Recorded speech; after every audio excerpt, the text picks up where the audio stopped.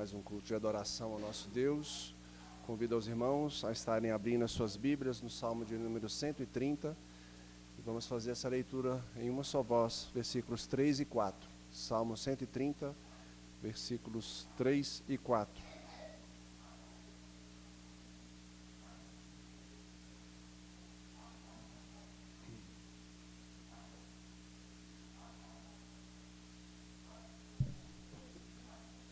Amém? Leiamos. Contigo, porém, está o 130? Salmo 130, versículos 3 e 4. Então eu estou errado, peraí. Eu estou errado, foi não. Se observares, Senhor, iniquidades, quem, Senhor, subsistirá? Contigo, porém, está o perdão, para que te temam. Vamos estar em momento de contrição, pedindo perdão a Deus pelas nossas falhas, pelos nossos pecados. Momento esse que a igreja está com essa oportunidade. E logo após alguns instantes, momento de orações silenciosas, eu vou pedir ao nosso irmão Gabriel, esteja nos dirigindo em uma oração audível, quebrando o silêncio.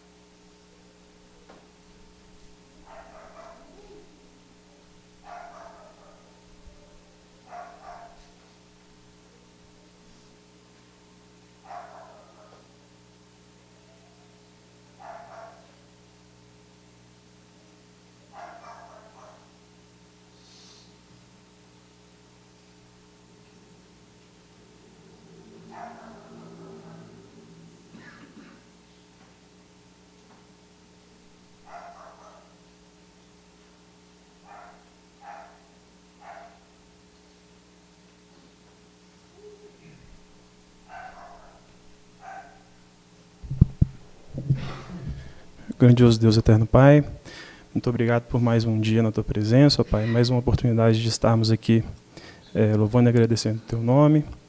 Pai, peço que o Senhor esteja abençoando as etapas desse culto, Pai, que possamos ter a concentração, ó Pai, e responsabilidade também de quem estiver por trás de algumas tarefas, de fazer, Pai, o que quer que venhamos a fazer com carinho, com a responsabilidade de saber que estamos fazendo para o Senhor, ó Pai, e que isso não é nenhuma brincadeira.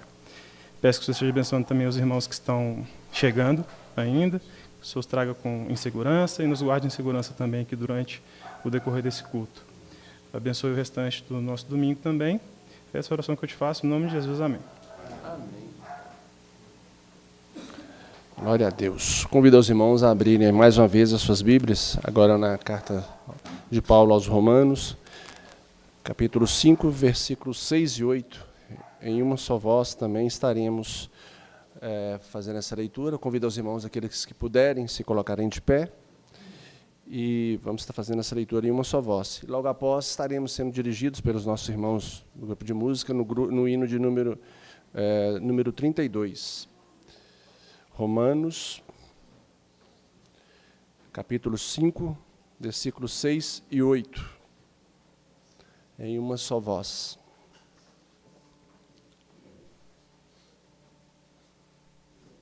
Leiamos.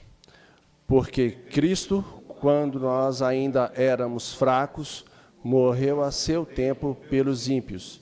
Dificilmente alguém morreria por algo justo, pois poderá ser pelo bom alguém se anime a morrer. Amém. Diz por o seu próprio amor conosco. Eu concordo de termos morrido por nós, sendo nós ainda pecadores. Amém. Hino de número 32.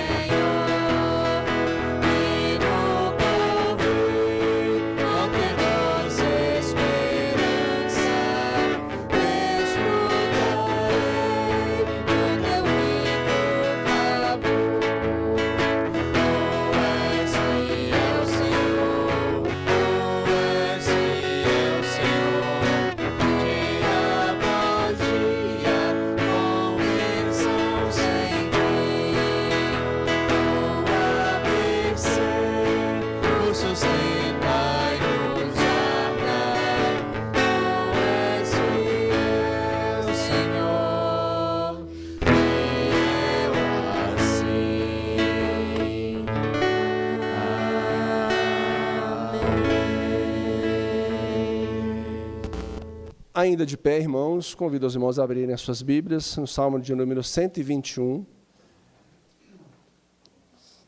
Salmo de número 121, versículos 1 a 8. Convido o nosso irmão presbítero Everton que esteja nos ajudando na leitura, sendo a voz da igreja. Vamos fazer essa leitura de forma responsiva. Salmo 121, de 1 a 8.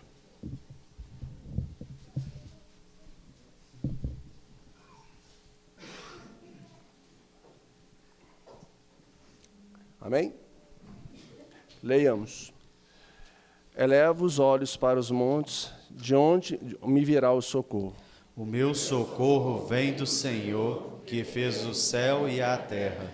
Ele não permitirá que os teus pés vacilem, não dormitará aquele que te guarda. É certo que não dormita, nem dorme o guarda de Israel. O Senhor é quem te guarda, o Senhor era a tua sombra, à tua direita. De dia não te molestará o sol, nem de noite a lua. O Senhor te guardará de todo mal, guardará a tua alma. O Senhor guardará a tua saída e a tua entrada, desde agora e para sempre. Oremos. Querido Deus, Pai misericordioso, somos gratos ao Senhor, Senhor meu Deus, por mais esse momento que o Senhor está nos dando de estarmos aqui na tua casa, para junto com os nossos irmãos, a Igreja Visível do Senhor, estarmos aqui adorando o teu santo nome, Senhor meu Deus. Agradecemos ao Senhor pela tua bondade, pela tua magnitude nas nossas vidas, do amanhecer ao anoitecer. É nítido ao agir do Senhor nas nossas vidas. Agradecemos ao Senhor pelos feitos que o Senhor fez no passado, que o Senhor ainda faz ainda nesse presente e ainda há de fazer nas nossas vidas, Senhor meu Deus. Agradecemos, pois sabemos o quão miseráveis nós somos, o quão imperfeito temos sido, quão desobediente nós temos sido para com a tua palavra, mas o Senhor tem renovado essa misericórdia conosco dia após dia. Somos gratos pela vinda do teu Filho amado Jesus Cristo a esse mundo para morrer pelos nossos pecados, pelas nossas falhas. Somos gratos, meu Deus, porque sabemos o quão ímpar foi esse feito, Senhor meu Deus. Somos gratos ao Senhor por tudo, pedimos ao Senhor que o Senhor continue conosco, que as adorações que aqui estão sendo levadas ao Senhor possam ser agradáveis ao Senhor, que o Senhor nos conduza para tal, Senhor meu Deus, seja nos hinos tocados, seja na direção desse trabalho, seja na pregação da Tua Palavra, o Senhor possa estar nos dirigindo em todo momento.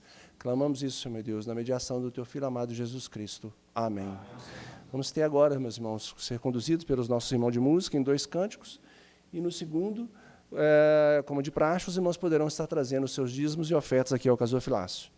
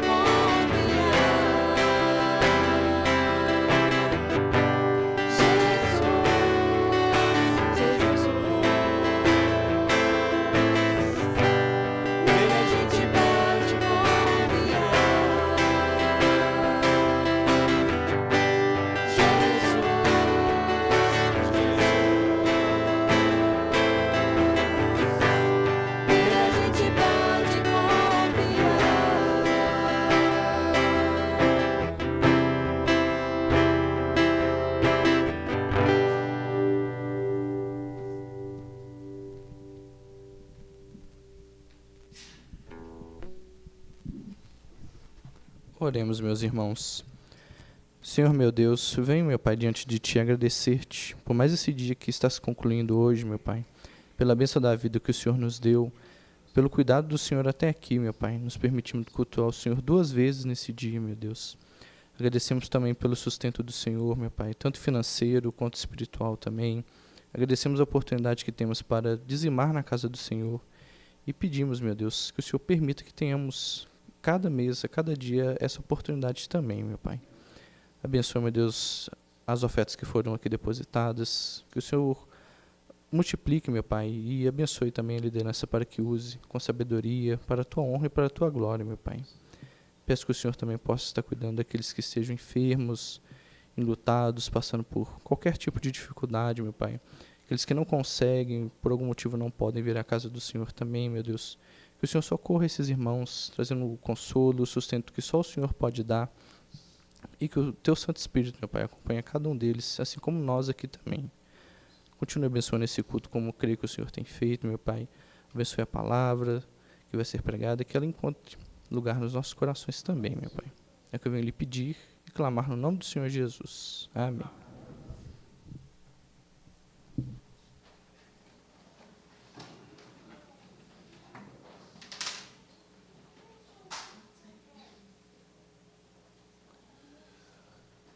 Mesmo assentados, convido os irmãos a abrirem as suas Bíblias, uma vez mais, no Salmo de número 119. Vamos estar fazendo a leitura dos versículos 9 a 11 em uma só voz.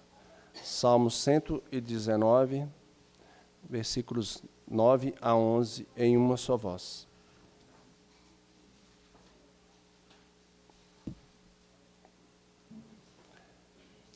Leiamos. De que maneira poderá o jovem guardar puro seu caminho, observando a tua palavra?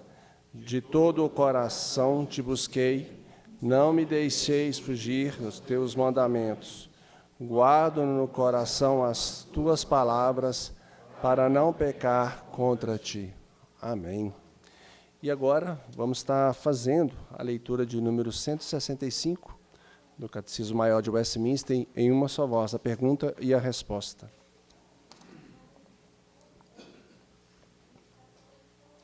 Leiamos. O que é o batismo?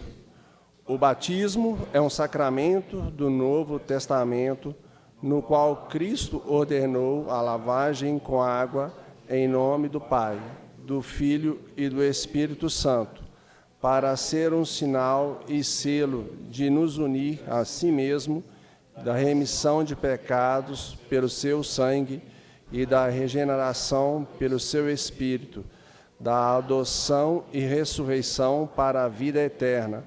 E por ele os batizados são solenemente admitidos à igreja visível e entram em um comprometimento público, professando pertencer inteira e unicamente ao Senhor. Amém. Vamos estar agora, com a mesma reverência, ouvindo o que Deus tem a falar através do teu servo, pastor Wendel.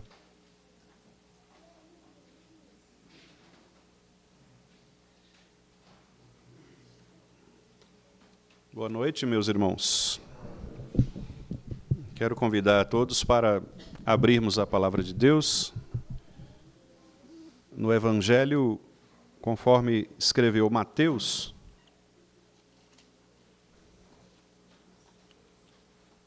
o capítulo 2, versos 13 a 15.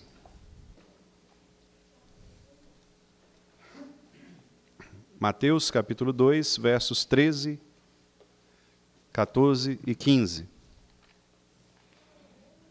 Diz assim a palavra do Senhor. Tendo eles partido, eis que apareceu um anjo do Senhor a José em sonho e disse: Dispõe-te, toma o menino e sua mãe, foge para o Egito e permanece lá até que eu te avise, porque Herodes há de procurar o menino para o matar. Dispondo-se ele, tomou de noite o menino e sua mãe e partiu para o Egito. E lá ficou até a morte de Herodes, para que se cumprisse o que fora dito pelo Senhor por intermédio do profeta: do Egito chamei o meu filho. Amém. Vamos orar mais uma vez?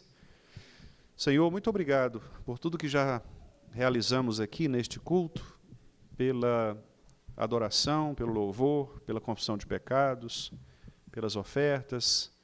E agora, Pai Santo, nós estamos diante da Tua palavra com aquele objetivo sincero de sermos orientados pelo Senhor.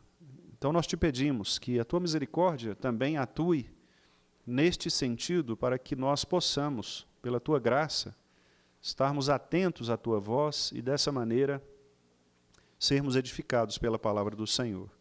Abençoe a mim, também a meus irmãos, para que possamos, juntos, como irmãos em Cristo, servirmos ao Senhor agora com alegria por meio dos nossos ouvidos, dos nossos corações, de nossa mente, ouvindo a Tua palavra com amor, com atenção, a fim de que guardemos esta palavra em nosso coração para não pecarmos contra o Senhor. Abençoe-nos, Pai. Esta é a oração que te fazemos em nome de Jesus. Amém. Meus amados irmãos, esta narrativa de Mateus 2, de 13 a 15, nos coloca diante de uma cena por demais desafiadora. E ela desafia as nossas expectativas em relação à maneira como nós compreendemos a vinda e o ministério do nosso Senhor Jesus Cristo. Após o nascimento de Cristo e também a visita daqueles chamados magos, dos sábios antigos, nós agora poderíamos esperar, por assim dizer, um tempo de estabilidade, talvez de um reconhecimento público do Messias. Mas, ao contrário disso, o que nós começamos a perceber agora na Escritura é exatamente o oposto. Imediatamente após a adoração, por meio dos magos, levando ali os seus presentes, nós temos agora uma narrativa que demonstra fuga, urgência, um perigo iminente. A vida de Jesus Cristo estava em risco. Aquele que era o Messias, o Filho prometido, precisava agora sair rapidamente, durante a noite, de maneira clandestina, em direção a um território completamente estrangeiro, simplesmente para preservar a sua vida. O texto, portanto, ele é marcado com uma tensão muito curiosa, uma tensão que demonstra que parece começar a traçar o caminho marcado pelo próprio Cristo e que posteriormente será o caminho de todos os cristãos, que é um caminho de risco. Ou seja, não há nenhum tipo de glamour aqui em relação à chegada de Cristo, não há nenhuma segurança institucional, que talvez poderia se esperar em se tratando de um rei, não há nenhuma proteção política por parte daqueles que eram líderes na época. Muito pelo contrário, o que nós percebemos aqui é exatamente uma ausência completa de qualquer tipo de preparação ou de devoção da parte daquelas autoridades em relação ao verdadeiro rei. Então, esse texto, podemos dizer que ele não apenas vai narrar este episódio curioso, interessante e inicial do ministério de Cristo, mas ele também pode agora nos colocar diante de um confronto conosco mesmos, que é compreendermos a presença de Cristo, a presença de Deus na história e, consequentemente, a maneira como Cristo também se coloca diante de nós, nas nossas próprias vidas e na vida da igreja. Nós sabemos, meus amados irmãos, que a nossa cultura, a contemporaneidade, sempre levanta para si os seus próprios deuses. E Mateus capítulo 2, 13 a 15, vai nos confrontar com esta verdade. Deus, ele agora se mostra o verdadeiro rei por meio de seu Filho Jesus, que veio ao mundo. Deus, agora o Filho, habitando entre nós cheio de graça, está aqui para resgatar aqueles que o Pai chamou, mas este mesmo rei agora está fugindo de homens maus, de homens pecadores, ameaçadores, que em todo momento eles pensavam, planejavam em tirar a sua vida. Mas ao mesmo tempo, Deus, o Pai, está preservando todas as coisas. Hoje pela manhã nós falamos acerca da providência deste Deus. E aqui nós estamos vendo a providência deste Deus Pai. A providência de um Deus que utiliza todos os recursos, talvez aqui aqueles recursos que nós não necessariamente compreendemos, como por exemplo a própria fuga, a fuga do Filho de Deus. Cristo estava fugindo nesse momento por meio dos seus pais, mas o fato é que Deus Pai estava ali preservando o seu propósito, preservando o seu plano conforme o conselho da sua vontade, como vimos hoje pela manhã na nossa escola bíblica. E então esse texto vai mostrar aqui pelo menos 3 ações da parte de Deus extremamente significativas. Primeiro, o fato de que Deus adverte este povo com relação ao perigo, mostrando, portanto, que a providência de Deus ela antecipa o perigo. Também, em segundo lugar, nós vamos ver que Deus conduz o seu povo por meio da obediência. A obediência do povo de Deus no meio da incerteza leva à concretização do plano eterno do Senhor. E, finalmente, vai mostrar também que Deus rigorosamente cumpre o seu plano. Ou, em outras palavras, a história, por mais que nós não a compreendamos, ela sempre vai convergir na pessoa de Cristo e revelando assim a glória do Pai, porque, afinal de contas, Cristo veio exatamente para isto, para revelar a glória do Pai. E Ele habitou entre nós, cheio de graça e de verdade, e nele nós vimos a glória do Pai. Então, este texto de Mateus 2, 13 a 15, ele inicia com uma intervenção direta de Deus. Diz o texto o seguinte: eis que um anjo, ele apareceu a José em sonho. Um anjo do Senhor aparece a José em sonho. A revelação aqui deste anjo, a revelação de Deus por meio do anjo, ela não surge simplesmente em resposta a um caos, mas ela está aqui cumprindo uma antecipação do perigo. Ou seja, antes que o homem Herodes executasse os seus planos, Deus já está comunicando antecipadamente a sua vontade àqueles que são seus filhos. Isso revela de maneira muito interessante um aspecto central da providência divina, que é exatamente o fato de que o nosso Deus ele não reage à história, mas ele governa a história. Deus não espera a ação de Herodes para que depois conserte ou para que depois possa, quem sabe, ajustar uma coisa ou outra, mas, pelo contrário, Deus está governando a história. E, por isso mesmo, ele avisa a José acerca daquele perigo que ele próprio havia determinado para a concretização da sua glória, mas ele avisa a José para que se cumprisse a Escritura em relação a tudo aquilo pelo que o próprio Filho de Deus, Jesus Cristo, haveria de passar. A nossa teologia, meus irmãos, a teologia reformada, ela afirma com toda clareza, com toda certeza, que Deus, ele ordena todas as coisas conforme o conselho da sua vontade, como nós vimos em Efésios capítulo 1, verso 11. Os símbolos de fé, como, por exemplo, a nossa confissão de Westminster, declara, ao falar sobre a providência de Deus, que ele sustenta, dirige, governa e dispõe todas as coisas das suas criaturas e as ações dessas criaturas para a sua glória.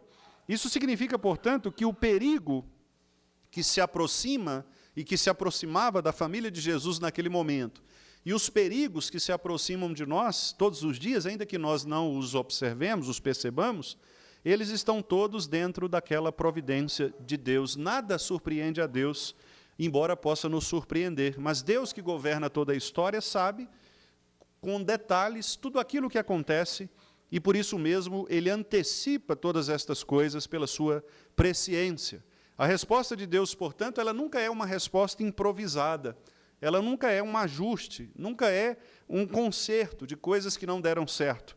Mas Deus, pelo contrário, ele cumpre de maneira detalhada cada aspecto da nossa vida, como era o caso aqui. Ele estava, portanto, avisando a José de um perigo iminente.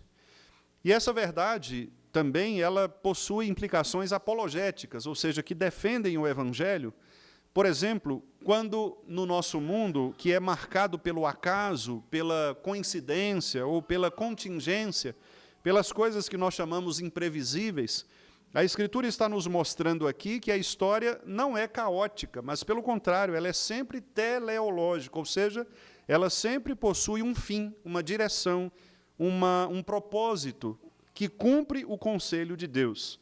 Cornelius Van Til, que é um autor apologista, ele diz que a inteligibilidade da história, ou seja, a maneira como nós compreendemos a história, ela só é possível se nós considerarmos um Deus que é soberano e que sustente esta história. A ideia do Van Til é dizer que não é possível haver toda esta harmonia nas coisas que acontecem se não houver o Deus que governa e que controla todas as coisas. Muitas pessoas, elas compreendem que as coisas acontecem por acaso, mas nós cristãos nunca colocamos na conta do acaso as coisas que nos acontecem ou que acontecem ao mundo. Cada detalhe de nossa vida está devidamente ordenado pelo Senhor. É a isto que nós chamamos predestinação. Como eu disse pela manhã, há uma confusão teológica em relação a isso, porque muitas pessoas acham que predestinação se refere apenas à eleição. Mas nós entendemos que a predestinação ela é muito mais do que isso. A predestinação significa o ato de Deus destinar antecipadamente todas as nossas ações, as ações de todas as criaturas, exatamente para o cumprimento da sua vontade. Nós vemos a Bíblia dizer que os próprios ímpios foram levantados por Deus para cumprirem o propósito dele. Até o ímpio, como diz Provérbios, foi criado por Deus para o cumprimento do dia da calamidade. Faraó foi levantado por Deus para que pudesse objetar a Moisés, exatamente para que a glória de Deus fosse revelada. O próprio Satanás, ele atua no mundo para revelar, no fim das contas, a glória de Deus, ainda que ele próprio, Satanás, seja contrário a isto. Mas mesmo nas ações dos maus, mesmo nas ações ímpias, Deus está sendo soberanamente glorificado. Este é o caso aqui. Embora Herodes plantasse no seu coração todo este ódio por Cristo Jesus, este ódio pelo Filho de Deus, que, aliás, é uma metáfora daquilo que acontecerá durante todo o resto da nossa vida cristã, e é exatamente isso que nós temos até hoje. Até hoje nós temos muitos Herodes no mundo, que são aqueles que se levantam para matar, para ofender, para tentar eliminar o Filho de Deus, muito embora isso seja impossível, como fora pelo próprio Herodes, mas aqui ele está tipificando mesmo, ou mostrando aqueles que depois dele seriam chamados anticristos. Herodes aqui, portanto, é um tipo de anticristo, que naquela época se levantou para matar o Filho de Deus. E a advertência de Deus, por meio do anjo, a José, ela é muito clara. Ele diz, dispõe-te. Este é um verbo conhecido dos irmãos, porque nós temos este mesmo verbo, na sua versão hebraica, lá na profecia de Jonas. Na profecia de Jonas, quando Deus fala com Jonas, ele diz, dispõe-te, vai pregar o evangelho. E aqui agora Deus também fala, de maneira específica, a alguém, no caso a José, para que ele também se levantasse. O verbo dispor significa, olha, não perca tempo, vá imediatamente. Como era o caso de Jonas, que deveria deixar tudo e partir para pregar a Nínive, aqui agora José também, num caráter de urgência, deveria se levantar, tomar a sua esposa e também o seu filho e fugirem para o Egito. Eu quero apenas fazer um parêntese aqui, antes de continuar a mensagem. Repare que, neste caso, Deus não falou com a esposa, Deus não falou com o filho, Deus falou com o pai. E isto é óbvio, porque o homem é o chefe da casa. Ele não falou para Maria, porque se Maria fosse, de fato, tão significativa assim como os católicos afirmam, Deus teria falado para Maria. Mas ele fala para José, porque José é o homem, José é o pai. Portanto, o pai ele tem uma responsabilidade fundamental de cuidar dos seus filhos e de pastorear a sua esposa. Coisa que, aliás, muitos homens na história da própria Escritura não fizeram, e por isso mesmo eles acabaram caindo em pecado. Mas aqui eu fecho o parênteses e continuo então. Repare que não há nenhuma ambiguidade na ordem de Deus a José. O texto é muito claro, a mensagem de Deus é muito clara. Levanta José, pega o menino, pega a sua esposa, a mãe do menino, e fujam para o Egito. Deus não apenas revela a sua vontade aqui, mas ele orienta. A palavra de Deus é sempre orientação. E isso também é interessante. A palavra de Deus nunca é ambígua.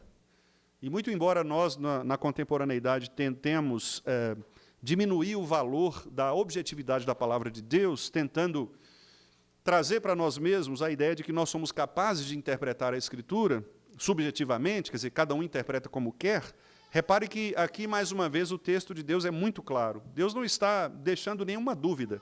Levanta, pega o menino, a mãe e vai para o Egito. O texto é claríssimo. José não teria nenhuma dúvida em relação à palavra do Senhor.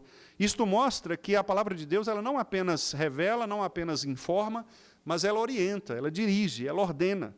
E essa direção da palavra de Deus para o homem, como fora para José, é fundamental. Porque, de fato, nós encontramos aqui exatamente o propósito que é que existe na palavra do Senhor, que é fazer com que nós, ao ouvirmos a palavra, a obedeçamos. Não há discussões. Repare que José, em nenhum momento, ele se levanta para questionar, para discutir com Deus, para perguntar. Ele simplesmente cumpre aquilo que Deus havia dito. Em Jonas, contrariamente a isto, Jonas quis fazer a sua própria vontade e nós sabemos no que deu. A mensagem para Jonas era muito clara: dispõe-te, levanta, vá a Nínive e pregue a palavra. E aí o texto do versículo seguinte, ironicamente, diz assim: Jonas se dispôs, vírgula, mas para fugir do Senhor. Então, a disposição do ser humano, do coração pecador, é fugir do Senhor. Mas aqui José, ao contrário de Jonas, foi obediente a Deus. E é isto que a palavra de Deus requer de nós, obediência. A palavra de Deus quer que nós, ao ouvirmos a ordem de Deus, cumpramos. Ainda que nós não compreendamos as razões, ou ainda que nós não saibamos os detalhes, ainda que nós não saibamos as consequências daquilo, mas a palavra de Deus nos diz, nós devemos obedecer. Aqui, meus irmãos, é onde nós podemos ver também aquela teologia que muitos têm dificuldade de compreender, porque é difícil de explicar mesmo, que é a soberania de Deus de um lado e a responsabilidade humana de outro. Deus decreta que José obedeça, e reparem, José, ele age. Então a gente percebe o governo de Deus, a orientação de Deus, a palavra de Deus, mas ao mesmo tempo a responsabilidade de José de obedecer. José poderia não ter obedecido? Nós podemos questionar a isso. Sim, porque neste caso José poderia simplesmente, por sua responsabilidade, deixar de cumprir aquilo que Deus o havia ordenado. Mas José foi obediente ao Senhor, para que se cumprisse a Escritura, e então ele obedeceu a Deus. Pastor Calvino, falando sobre isso, ele enfatiza que a providência de Deus, ela nunca anula os meios, e ela nunca viola as nossas responsabilidades. A nossa confissão de fé também fala sobre isso, que Deus nunca viola a vontade humana, mas Deus estabelece, por meio da sua providência, as nossas ações. Ou, em outras palavras, as ações humanas, elas não competem com a soberania de Deus, mas as nossas ações, elas são instrumentos da soberania de Deus. Tudo que nós fazemos, portanto, ao invés de confrontar a soberania divina, ela, na verdade, realiza o plano de Deus que ele decretou desde o início. E a gente sabe, irmãos, que esta mensagem é uma mensagem bastante impopular nos nossos dias, porque ela é uma mensagem bastante confrontadora, porque nós vivemos num mundo de um individualismo radical. Nós vivemos num mundo, numa cultura que valoriza muito a autodeterminação, aquilo que você, a maneira como você se vê, a maneira como você autonomamente se declara. A gente percebe a rejeição de qualquer autoridade externa. Isto, infelizmente, tem sido comum nos nossos dias. Eu, ainda novo, né, como os irmãos sabem, bastante jovem, mas me lembro, por exemplo, de quando eu estava no ensino médio, num colégio lá em Montes Claros, era prática nossa, era comum que todos nós nos levantássemos quando o professor entrava em sala. Então, o professor entrava na sala, os alunos ficavam de pé, o professor ia até a frente, fazia algum tipo de saudação, e podem se assentar, e nós nos assentávamos. Claro, havia bagunça, havia cola, havia tudo isso que há, porque escola é escola, né? Mas o que eu quero dizer é que, ao mesmo tempo, havia esse senso de autoridade, né? De respeito, de se referir às pessoas mais velhas com respeito. Não é? Até hoje, por exemplo, eu tenho a prática, o costume de pedir a bênção, né? A minha mãe, ou a meus tios, por exemplo, não é? Bênção, mãe. E, às vezes, as pessoas de perto, assim, as crianças, os meninos, nem sabem o que é isso, né? Mas, veja, claro que não estou citando aqui apenas como uma questão de tradição, ou de algo mecânico, ou mesmo algo religioso. Não é esta a minha intenção, nem mesmo julgar as pessoas que não fazem isso. Eu não quero julgá-los. Na minha casa a gente não tem esse costume. Não estou dizendo que isto é pecado ou não. O que eu estou dizendo é que a nossa cultura ela passou a desconsiderar de maneira progressiva o aspecto da autoridade, porque o individualismo radical gerou nas pessoas esta tendência de se rebelar contra aqueles que são autoridade.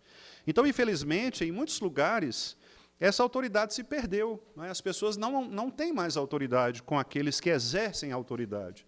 Então, as pessoas não respeitam mais os professores em sala de aula, as pessoas não respeitam mais os militares em serviço, as pessoas não respeitam mais os pastores, os presbíteros de uma igreja. São qualquer um, elas podem afrontar, se levantam, afrontam, falam mal, assim, com toda liberdade, né? Como se estivesse falando mal de um parente, de um vizinho. Né? Elas perderam mesmo essa noção de autoridade, de reverência, de postura. E é interessante porque mesmo aquelas pessoas mais velhas que viveram nesse tempo, algumas delas são contaminadas também por esta contemporaneidade e, movidos talvez por uma má influência, acabam também realizando esse tipo de atitude. Né? Nós vemos, por exemplo, muitos pais que acabam protegendo seus filhos, que são filhos que às vezes cometem crimes, né? Mas os pais estão ali defendendo os filhos com unhas e dentes, inclusive se colocando até mesmo contra aquelas autoridades, porque, né, são filhos e, por isso mesmo, ninguém pode tocar em seus filhos. Isso é muito triste, né? Claro que a gente vê isso na Bíblia também, nós temos este tipo de pecado na Bíblia, mas hoje, obviamente, isso se tornou ainda mais volumoso. E as pessoas, então, vão às redes sociais para depreciar, denegrir a imagem de autoridades, as pessoas falam contra as autoridades nos corredores da igreja, as pessoas elas afrontam, né, autoridades. Essa semana eu vi uma professora, eu sigo essa professora no Instagram, ela tem muitos seguidores, é uma professora do estado de Goiás, e ela dá aula para a quinta série, né, alunos de quinta série. Ela é da prefeitura de Goiânia. E ela fez um desabafo essa semana porque um dos alunos agrediu verbalmente, né? E eu não posso, obviamente, repetir aqui a agressão, porque é uma palavra de baixo calão, né? Mas agrediu verbalmente uma criança de quinta série. Né? E ela, assim, muito triste, desabafando, muitas pessoas relatando lá nos comentários, né, sobre isso. E quem é professor aqui, quem trabalha em escola, sabe disso, né? Como que esta relação de autoridade ela se perdeu mesmo. Nós não temos mais essa relação de autoridade. Alunos que ameaçam professores, às vezes até matam mesmo professores. Né? E isso acontece, infelizmente, mesmo nos lugares que deveriam existir esta competência de autoridade, por exemplo, na família, filhos que desonram publicamente os seus pais, né? Publicamente eles respondem aos seus pais, eles agridem verbalmente os pais na presença de outras pessoas, fazem isso, né, como eu disse, nas escolas, fazem isso com aqueles que exercem a autoridade do Estado, como o caso dos militares, fazem isso, por exemplo, nas unidades de saúde. Né? Essa semana também eu vi uma moça que, porque a médica pediu paciência para que os exames ficassem prontos e demorou um pouco. A moça seguiu a médica no corredor e deu um empurrão na médica lá e jogou a médica lá para dentro do consultório. Quer dizer, as pessoas estão absolutamente perdidas. Né? Elas acham que podem fazer o que bem querem fazer. E por que eu estou insistindo nisso? Porque aqui José, ele compreendeu o seu lugar de servo. Não é? Lugar de servo diante daquele que é a verdadeira autoridade. O anjo do Senhor chega para José em sonho e diz para ele: José, levanta, pega o filho, pega a sua esposa, vai para o Egito e fica lá até que eu avise você, porque Herodes está procurando o seu filho para o matar. E o verso 14, sem qualquer tipo de discussão, mostra a obediência que caminha mesmo na incerteza, que esse é o segundo ponto. O texto diz: dispõe-te, José. Então, ele se dispôs, diz o verso 14. Dispondo-se ele, tomou de noite o menino. Veja a sabedoria de José. Né? Repare que no texto, no mandamento aqui, nós não temos Deus ordenando que ele fosse à noite. O anjo diz que ele deveria se dispor e ir. Mas José, aplicando a sua sabedoria e a sua tática, a sua responsabilidade, isso mostra como que Deus nos concede inteligência, sabedoria, para que a gente possa agir de maneira adequada. ele toma o menino de noite. Por que de noite? Obviamente porque de noite todos os gatos são pardos, né? Então era muito mais fácil de fugir e de não ser identificado do que na luz do dia.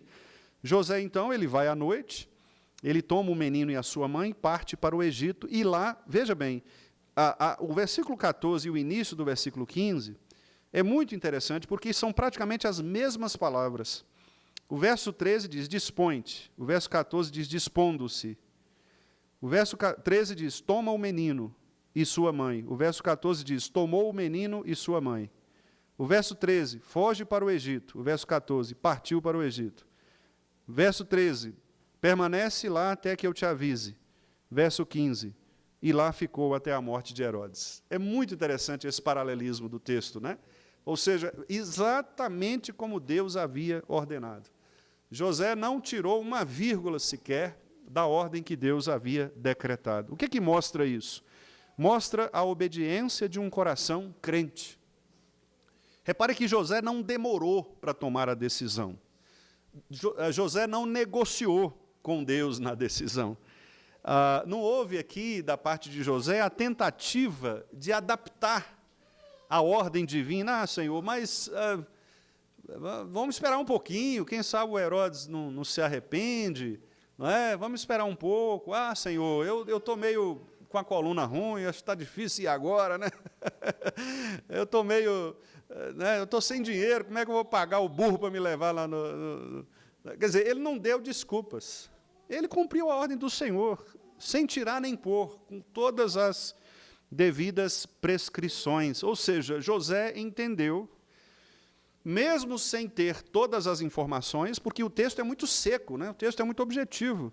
José não tinha aqui todas as informações. Ele podia, talvez, começar a perguntar, por quê, Senhor? Para quê? Como? Onde é que eu vou ficar? Como é que... E meu bicho aqui? Meu burrinho de estimação? Como é que eu vou fazer com ele?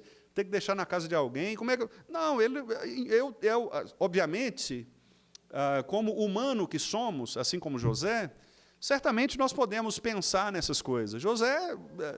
Claro que deve ter tido suas preocupações, porque é natural que nós tenhamos nossas preocupações. É natural que ele tenha pensado, mas assim, Senhor, de repente, minha casa, como é que vai ficar minha casa? Eu vou deixar com quem? Quem vai cuidar de minha casa? E meus negócios? E minha carpintaria? Quer dizer, ele deve ter tido uma noite muito difícil, né? Mas... repare que o texto não entra nesses detalhes. E eu acredito que a razão pela qual o texto não entra nesses detalhes é porque o texto da palavra de Deus quer nos ensinar que as nossas circunstâncias, embora Deus não despreze as nossas circunstâncias, elas são sempre menores do que o plano de Deus. Nós temos as nossas circunstâncias, temos os nossos porquês, mas o plano de Deus é sempre maior do que os nossos porquês. Você pode ter o argumento que você quiser ter, Deus sempre é maior do que o seu argumento. Se Ele diz que você tem que obedecer, obedeça. Mesmo que o seu argumento para você seja algo convincente. Para Deus, não é. Deus está dizendo, José, levanta, pega sua esposa, seu filho, vai para o Egito. Fica lá, até que eu te avise, porque Herodes quer matar teu filho. Assim, de repente. E a gente percebe essa obediência em meio à incerteza. Tem pessoas... e eu sei que os irmãos conhecem pessoas assim, que querem ter certeza de tudo antes de fazer aquilo que Deus manda fazer, né? Eu passei relativamente por uma experiência assim, quando eu tomei a decisão de vir para o Vale. Os irmãos que, especialmente do conselho, né, que são mais próximos nesse processo, sabiam disto, porque eu era servidor público federal, concursado, né, tinha 8 anos de serviço público, e eu precisava tomar uma decisão, que era simplesmente apertar um botão de exonerar ou não. Não é? E aí eu fiquei naquela indecisão, o que eu faço? Eu peço licença, eu exonero, se eu exonerar, eu vou ter uma série de outras complicações, de consequências, porque existem vínculos que eu adquiri ao longo desse processo. Meu Deus, o que eu faço? Não é? Conversei com o Renato algumas vezes, conversei com o Tiago algumas vezes, conversamos no conselho algumas vezes. Irmãos, como é que faz? Está chegando a hora, né? E eu até me lembro que lá por volta assim, do dia 12 de janeiro, né, de 2023, eu mandei para eles uma mensagem, falei, irmãos, apertei o botão, né? tomei a decisão. Porque era coisa. Para você entrar no serviço público é dificílimo, né? Você tem que passar por concurso e tal. Para sair, gente, o negócio mais fácil do mundo. E ninguém nem te dá tchau, inclusive. Você faz um memorandozinho lá no sistema e tal, acabou. Não recebe nada, porque não tem no serviço público, você não tem fundo de garantia, não tem nada disso, né? Você simplesmente recebe o tempo que você trabalhou ali do mês, o final do mês. Então, assim, é tchau e benção. É claro que o meu coração ficou muito angustiado, né? Claro que eu fiquei naquela sensação de o que fazer, Senhor? Porque nós tentamos os caminhos, mas Deus foi demonstrando outra coisa. Não é? A licença não deu certo, a transferência não deu certo, e Deus foi conduzindo. Até que eu disse, irmãos, olha, acabou, eu vou fazer isso, e fiz.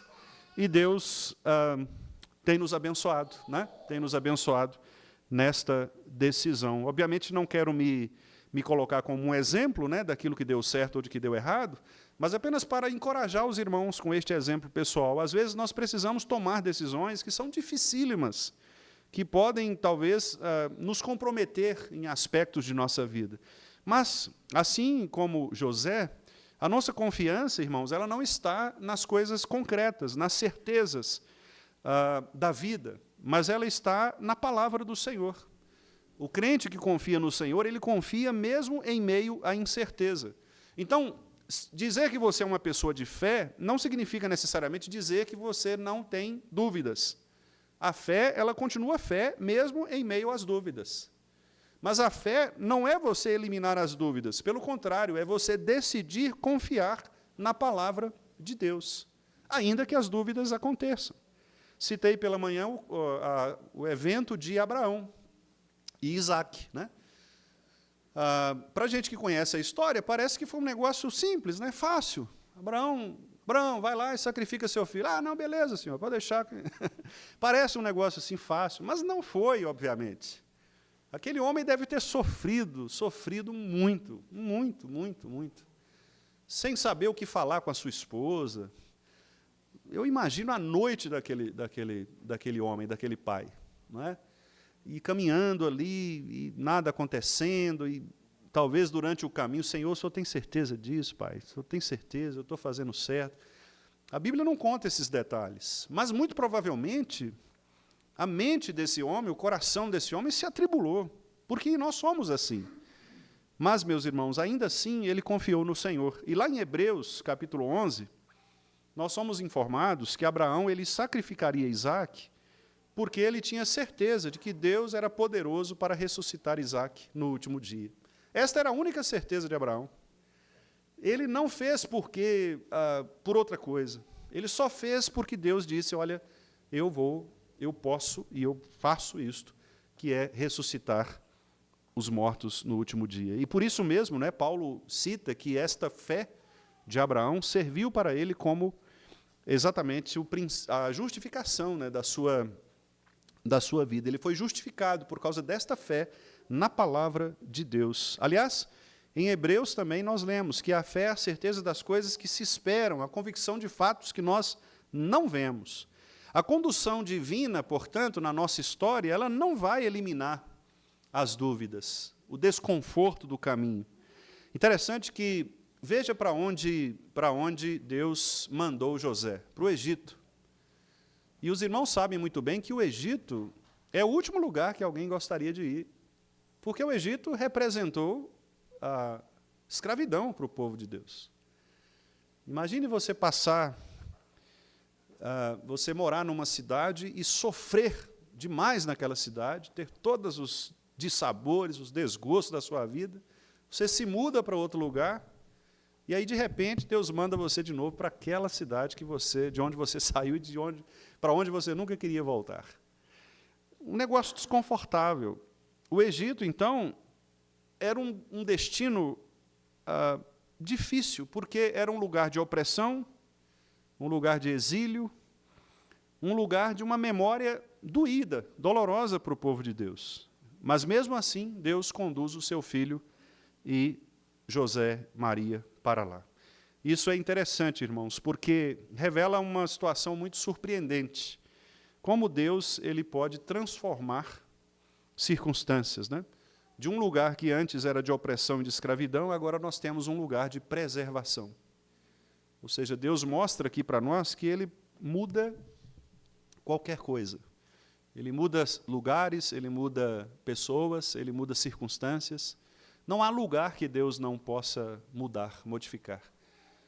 Ah, pastor, minha casa, o senhor não conhece minha casa. Minha casa é terrível, meus irmãos, minha mãe, meu pai. Deus pode mudar a sua casa de um lugar de opressão para um lugar de preservação, para um lugar de paz.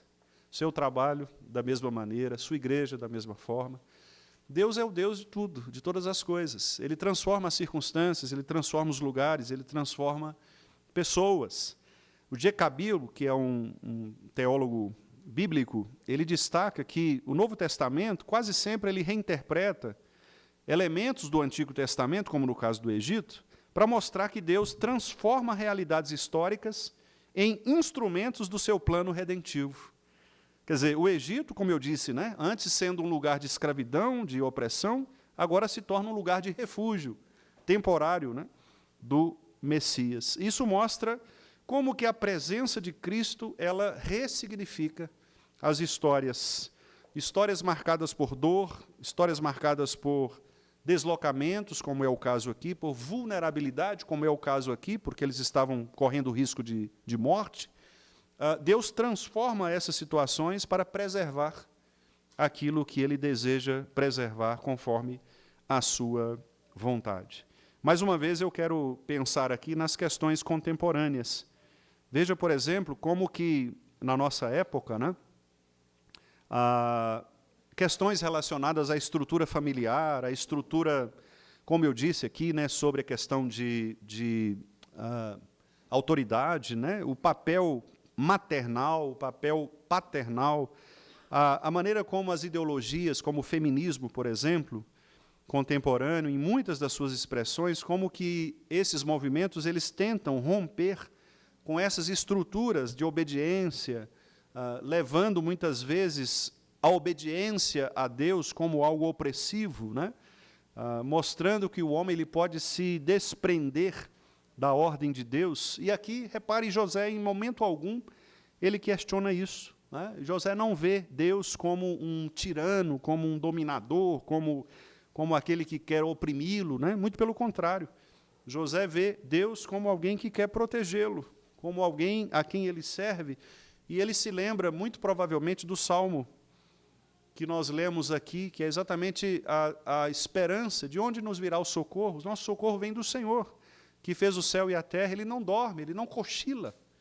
Ele não dorme, ele estará conosco. Muito provavelmente José se lembrou destas palavras de Deus, que trouxeram conforto ao seu coração e obedeceu ao Senhor.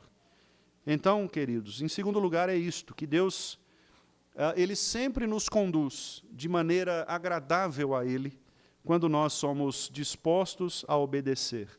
E lembre-se, a obediência não necessariamente depende da compreensão completa daquilo que Deus está fazendo, mas Ele quer que você obedeça. A confiança na voz do Senhor não necessariamente implica que você precise entender o que Deus está fazendo na sua vida. Apenas obedeça. Obedecer é sempre melhor do que sacrificar, diz a Escritura. Em terceiro e último lugar, além de Deus, neste texto, nos mostrar que a providência ela antecipa o perigo, de nos mostrar que a obediência ela continua mesmo na incerteza.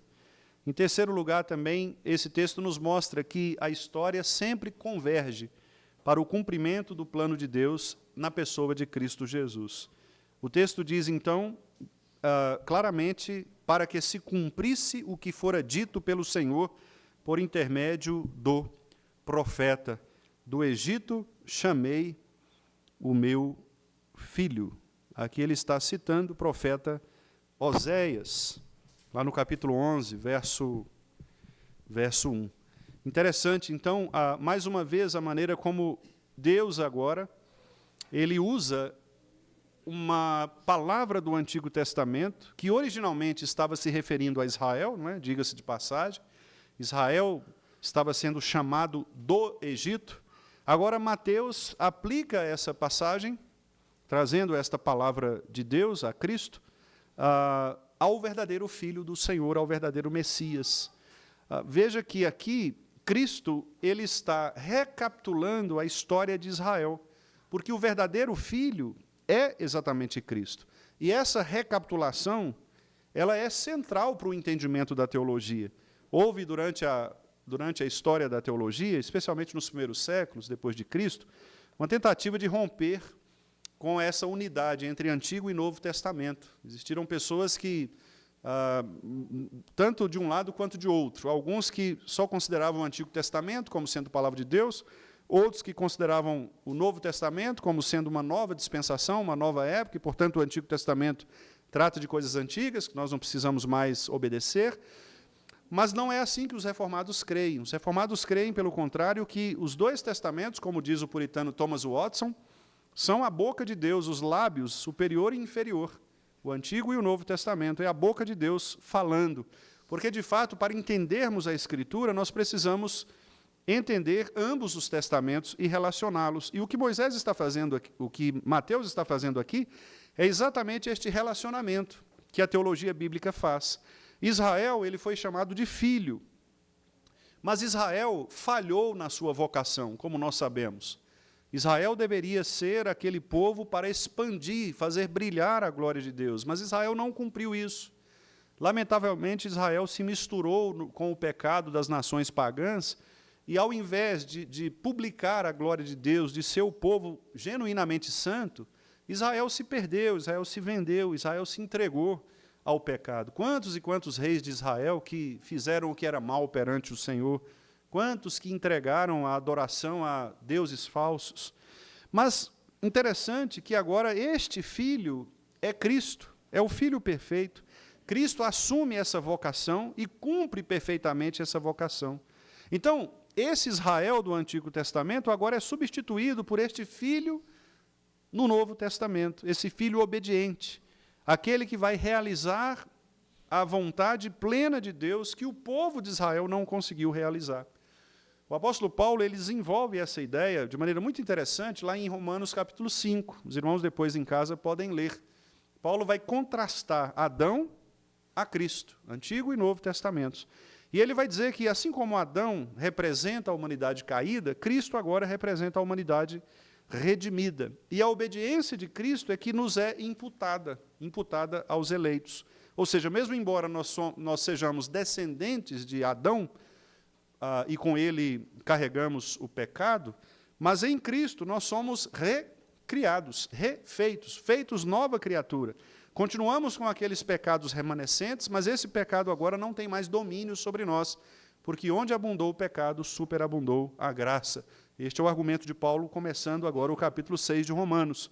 E então, o que o texto demonstra é que o cumprimento da Escritura em Cristo, para que se cumprisse o que fora dito, do Egito chamei o meu filho, é exatamente a ideia de que agora, quando o povo de Deus falha, Cristo não pode falhar. Cristo se torna agora o centro da história. Se antes o centro da história no Antigo Testamento era Israel, o povo que deveria exercer a força de espalhar o Evangelho, mas muitas vezes Israel não fez isso. Inclusive, novamente citando o profeta Jonas que deveria cumprir o mandamento de pregar para as nações pagãs, como era o caso da Assíria, Nínive, capital da Assíria. Jonas teve aquele patriarcalismo, não é? E aquele nacionalismo exacerbado, e ele não queria de jeito nenhum pregar, porque ele não queria que os estrangeiros se convertessem, né? Ele não queria que a palavra de Deus alcançasse os povos, mas foi para isso que Israel foi colocado ali, exatamente para ser o centro da pregação do Evangelho. Mas Israel falhou, como eu disse, se misturando muitas vezes, como a igreja hoje também falha, muitas vezes se misturando às culturas dos povos. Quantas vezes as igrejas cristãs elas fazem aquilo que a cultura faz, né? Elas estão numa determinada cidade, num determinado bairro, e elas simplesmente permitem que as influências entrem de tal maneira que ela se mistura com as pessoas e não faz mais nenhuma diferença. Ela não tem mais nenhum papel de demonstrar a glória de Deus. Mas, pela graça de Deus, nós temos Cristo Jesus, o Senhor, que é o cabeça da igreja, que é o cabeça do seu povo. E Cristo cumpriu, para que se cumprisse a Escritura, ou seja, para mostrar que em Cristo, tudo aquilo que Deus planejou haverá de se cumprir. Aliás, essa expressão, para que se cumprisse a Escritura, ela será muito comum no Novo Testamento, exatamente para demonstrar essa continuidade. O teólogo Donald Carson, fala a respeito disso, né? Num dos seus livros, ele diz que essa fórmula, para que se cumprisse a Escritura, ela serve exatamente para demonstrar essa continuidade de propósito, essa ideia de cumprimento, né, do Antigo para o Novo Testamento. Então, meus amados irmãos, Mateus 2, 13 a 15, nos apresenta aqui uma realidade profundamente consoladora e desafiadora, podemos dizer. Porque o Filho de Deus, ele é preservado, ele é mantido, não de ausência de perigos, porque, como nós sabemos, o ministério de Cristo será o tempo inteiro marcado por perigos. Mas o ministério de Cristo, ainda bebê, ainda completamente vulnerável a qualquer tipo de ataque humano, sempre, do início ao fim, está sendo mantido pela direção divina em meio ao perigo. Deus, ele está advertindo a sua família, ele está conduzindo a sua família e ele está cumprindo o seu propósito. E é interessante que essa dinâmica, ela continua até hoje. Nós, que somos povo de Deus, ainda enfrentamos oposições de homens maus, de ímpios, de pessoas que se levantam para depreciar, para denegrir, para pregar contra o evangelho da graça, para ofender os cristãos, para ofender a Cristo. Toda semana, se você quiser, você pode verificar nos jornais, verificar nas notícias, sempre haverá um momento em que pessoas se levantam para perseguir o povo de Deus. E eu estou falando não apenas daqueles países em que a perseguição ela existe de maneira objetiva, pessoas que são presas, mortas, etc., mas eu estou falando mesmo no nosso país, em que essa oposição, essa perseguição, ela também acontece aos líderes do Senhor, à igreja do Senhor, ao evangelho. Toda vez que o evangelho ele é anunciado, ele é pregado, toda vez que alguém levanta para falar a respeito de Cristo, com toda certeza aparecerá um outro tanto de pessoas, ou até muito mais, para se opor a esta pregação. É curioso que quando a gente vai nas universidades, por exemplo, especialmente nos cursos de ciências da religião, eu acho muito interessante porque eles aceitam você falar de todo tipo de religião. Mas quando você fala do cristianismo, eles dizem que isso é opressão. Falar do cristianismo não pode falar do cristianismo. Eles usam, por exemplo, o Alcorão como sendo base de estudo, eles usam o livro dos Mormons, outros livros, mas quando você abre a Bíblia, por exemplo, para falar sobre algo, você não pode falar porque isso é cultura majoritária, né? Isso é coisa dos europeus, é coisa dos brancos, né? Isso tem que ser rechaçado. E essas coisas todas que, infelizmente, a gente ouve por aí. Mas Deus, ele preserva o seu povo. Deus preserva a sua igreja. A providência de Deus, meus irmãos, preservou o seu Filho, Jesus Cristo. Deus não nos deixará sozinhos. A providência nos preserva, nos protege. A grande questão é como nós respondemos a isto. Talvez este seja o ponto mais difícil, porque agora a pergunta é para mim e para você. Como nós temos ouvido a voz de Deus na sua palavra, quanto aos caminhos que nós devemos seguir? O anjo do Senhor agora nos aparece por meio da palavra. E a palavra nos diz, dispõe-te e faça isto. Como nós reagimos a esta palavra? Nós resistimos a esta direção de Deus? Nós ignoramos a voz de Deus? Ou, assim como José, nós obedecemos com confiança, mesmo sem reconhecer, sem saber os detalhes, mesmo na dúvida, mesmo na incerteza? Obedecer, repito, é sempre melhor do que sacrificar. Deus chamou seu filho do Egito, e ele continua chamando as pessoas todos os dias, das trevas para a luz. Ele continua me chamando todos os dias, porque a conversão é algo contínuo, a conversão ela é diária, a conversão ela é de todos os dias. Claro, houve aquele momento em que a fé foi colocada em nosso coração, a justiça de Cristo foi imputada a nós, mas a conversão diária, ela acontece todos os dias, porque é quando nós ouvimos a voz de Deus pela palavra, é quando nós somos confrontados por ela, e nós sempre somos colocados diante de uma necessidade de respostas. Jonas respondeu de um jeito ruim. Ele se dispôs, mas para fugir do Senhor. José não, ele se dispôs para obedecer ao Senhor. Então, é preciso que nós façamos esta análise, autoanálise. Qual tem sido o meu compromisso com a palavra de Deus? Eu tenho fugido das coisas que Deus me manda fazer em sua palavra? Ou eu tenho ouvido a voz de Deus e, ainda que eu não entenda com clareza, tenho obedecido a Ele com confiança? Esta é a pergunta que todos nós devemos fazer. É a pergunta que eu me faço, é a pergunta que eu gostaria que os irmãos também fizessem, cada um a si mesmo. Qual tem sido a minha resposta? José resolveu fazer exatamente como Deus ordenou. Dispondo-se ele, tomou de noite o menino e sua mãe, partiu para o Egito e lá ficou até a morte de Herodes. E ele fez isto, e a Escritura se cumpriu. Que Deus nos ajude, irmãos, para que também nós sejamos obedientes a Deus em todos os detalhes. E que a nossa obediência detalhada, a nossa obediência criteriosa, possa também resultar em bênçãos para a nossa vida, em bênçãos para a igreja, ainda que nós não compreendamos os caminhos do Senhor e ainda que não levemos vantagem na nossa obediência. Talvez sejamos mortos, presos, talvez continuemos sendo perseguidos, mas obedecer é sempre melhor do que sacrificar. Que Deus, então, nos abençoe, que Deus cuide de nós, em nome de Jesus. Meus irmãos, eu vou convidar aqui o irmão presbítero Tiago para fazer a oração final, e logo depois eu vou impetrar a bênção, nós vamos cantar o amém, e na sequência o irmão Tiago também tem alguns avisos aqui para a igreja, né? Então ele já pode vir aqui. Vou pedir ao irmão Tiago para incluir na oração a nossa irmã Viviane, né?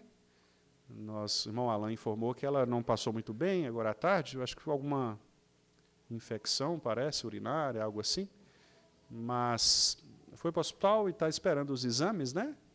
Então nós vamos orar por ela também e pelos demais enfermos, né? Que porventura estejam enfermos em nossa igreja. Vamos ficar de pé? O irmão Tiago então vai orar, depois eu impetro a bênção, o amém, e aí na sequência alguns avisos.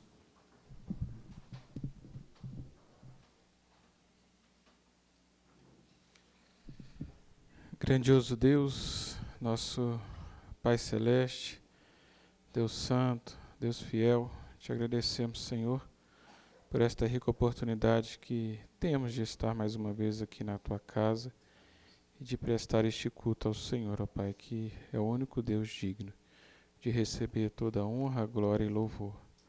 Obrigado, Senhor, por cada irmão aqui presente, pelo alimento espiritual que acabamos de receber.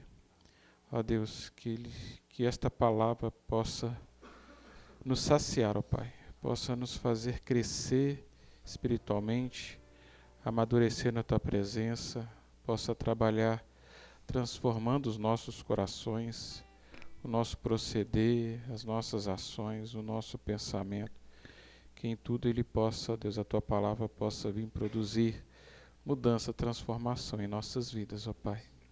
Ó Deus, colocamos diante do Senhor a nossa igreja, cada irmão, cada família, ó Deus, aqui representada, e de forma especial pedimos ao Senhor pela nossa irmã Viviane, pelo nosso irmão Alain, que o Senhor cuide da Tua serva ali, ó Deus, no atendimento que ela está recebendo, o Senhor esteja presente, conduzindo as mãos, os diagnósticos, os exames, que, ó Deus, em breve ela esteja retornando para a sua casa, para junto da Ana Helena, da Dona Calcília, Senhor.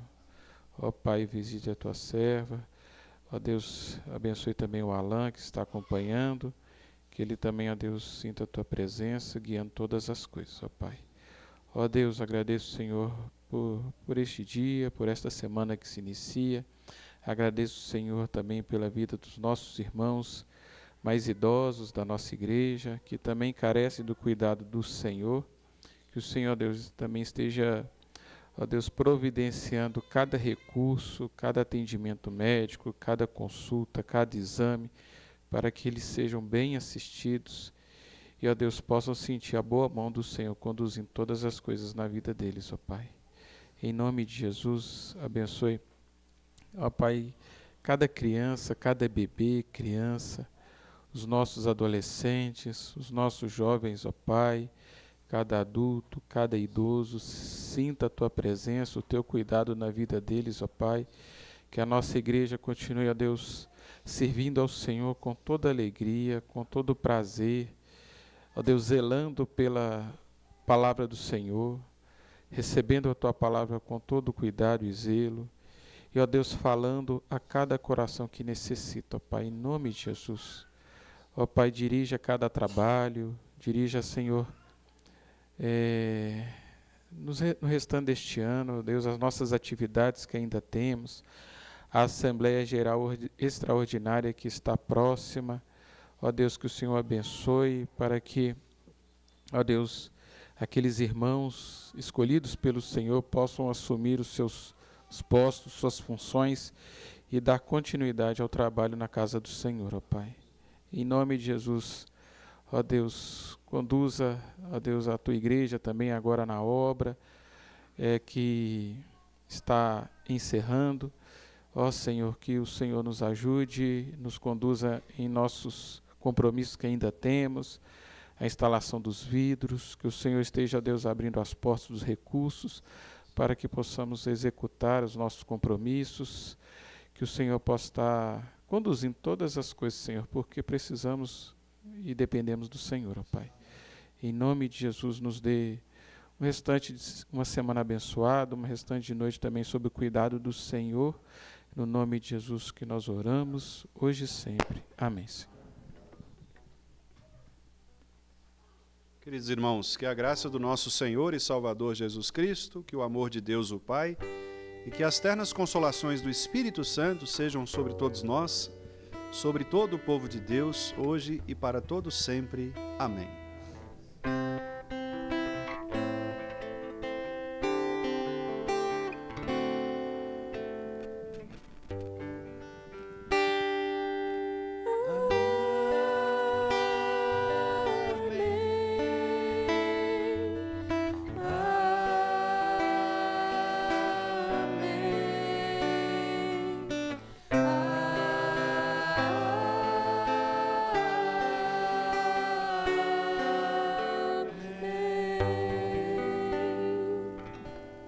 Sentar, irmãos.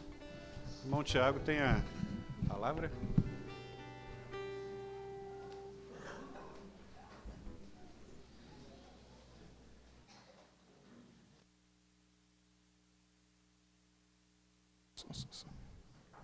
Irmãos, boa noite. Só para comunicar à igreja que nós teremos uma assembleia no início de junho, o primeiro domingo de junho. Me fugiu aqui, acho que é dia 7 de junho, se eu não me engano. Nós vamos ter a Assembleia Geral Extraordinária para a eleição de 3 presbíteros e 1 diácono. Está vencendo o mandato dos irmãos Renato, né, presbítero Renato, presbítero Tiago e presbítero Edson.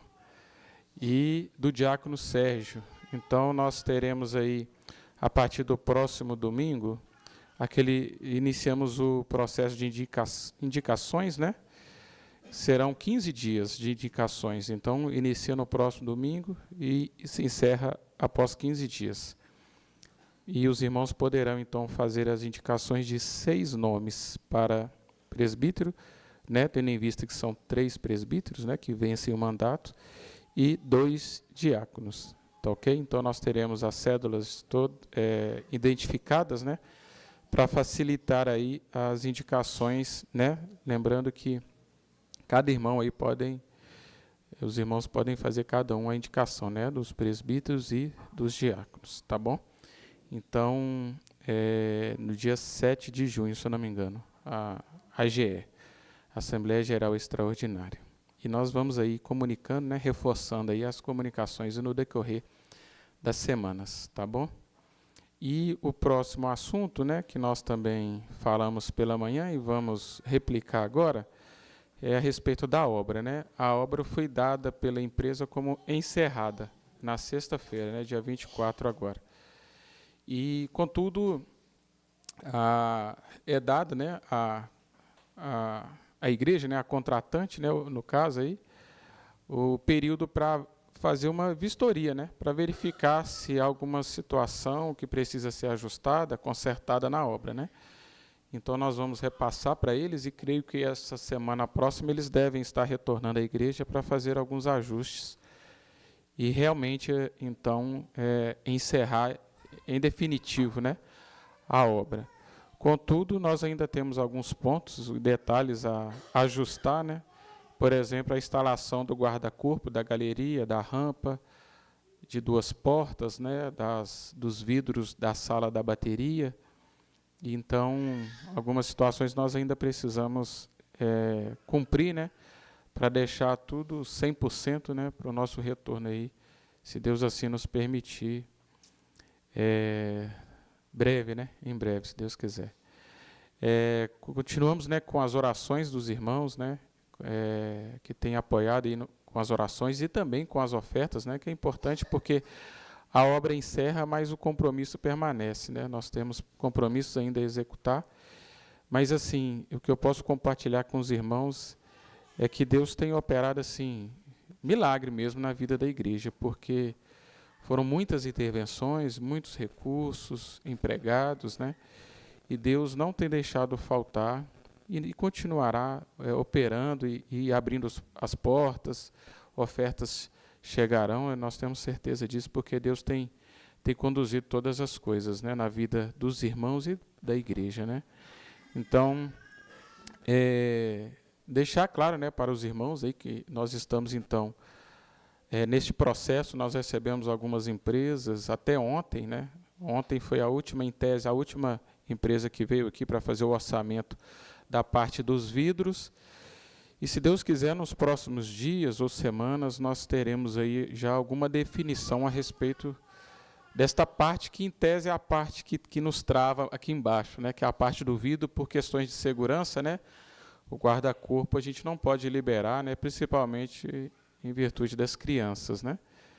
Então, se Deus quiser, em breve nós estaremos aí com os vidros instalados e retornando lá para o templo, tá bom? Qualquer coisa a gente está à disposição aí, né? A comissão também para esclarecer. E é bom que eu lembrei aqui também, né, da questão lá da rampa, né? Tem alguns pontos lá que alguns irmãos já comentaram conosco e a gente está ciente desde o início, tá bom? Então nós já estamos preparando alguns ajustes, né, para evitar lá aqueles pontos que escorregam, né? Então esta semana, aí, se Deus quiser, já vamos providenciar lá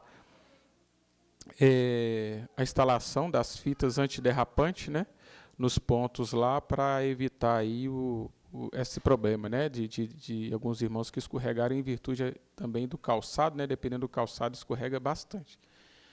Então a gente já vai providenciar isso nessa próxima semana. A gente só não fez ainda porque, como ainda a empresa vai retornar aqui, né, para fazer alguns ajustes, a gente quer aguardar realmente que esteja definitivamente encerrado para fazer este ajuste ali, tá bom? Deus abençoe os irmãos, né? O pastor já foi, então acho que não tem mais nenhum comunicado não, né? Boa semana a todos, Deus abençoe.